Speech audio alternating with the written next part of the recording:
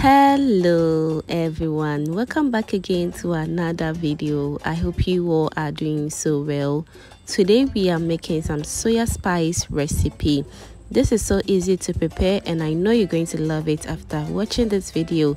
And so if you haven't subscribed to my channel yet, kindly do subscribe to my channel, and while you're subscribing, don't forget to turn on the post notification bell and be part of this beautiful family. Let's get started. So for this recipe, I will be needing some groundnut flour. This is the most important ingredient in this recipe. I will also need some ginger and garlic powder.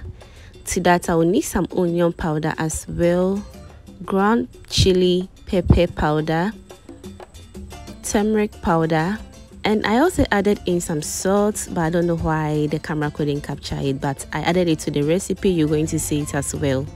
And I'm also going to need some dry rosemary as well, cloves, and some grains of selim. So into my mini blender, I'm going to add in the cloves, dried rosemary, the grains of selim, and I'm going to cover this to blend until it is nice and smooth. And to my lovely returning subscribers and new babies right here, you guys are too much. High five to everyone. Thank you for liking my video, sharing and commenting. Fam, I am truly grateful. So after blending the natural spices, this is how it looks like. So let's set this aside. So in a bowl, I'm going to sift all my ingredients very well to make sure that I don't have any unwanted particles, and also make sure that I have a very smooth consistency as well. So I'll add in all my spices, mix everything well until you get a very smooth consistency.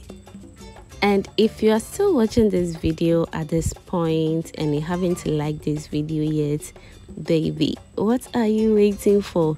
Kindly do like this video, like, comment and share this video, and please do wait to subscribe as well. Thank you so much for doing that.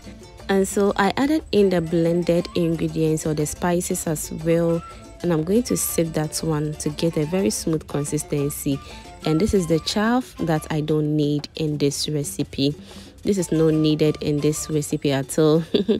So next I'm going to add in my salt, and remember the salt is always to your taste, and I'll list everything I use and the measurements in the description box for you to check it out. Now mix everything well and store this for future use, and we're going to use an airtight container to store this. Yes, the airtight container is very important because we're going to store this for about a year without going bad. If you don't use an airtight container, it's going to go bad, and we don't want that. I use this soya spice recipe for my kebab recipe, and trust me, the taste was so good, and I hope you're going to give this recipe a try. And if you watch this video to this point, that means you are a proud foodie member. Thank you so much for watching this video. Bye bye and stay blessed.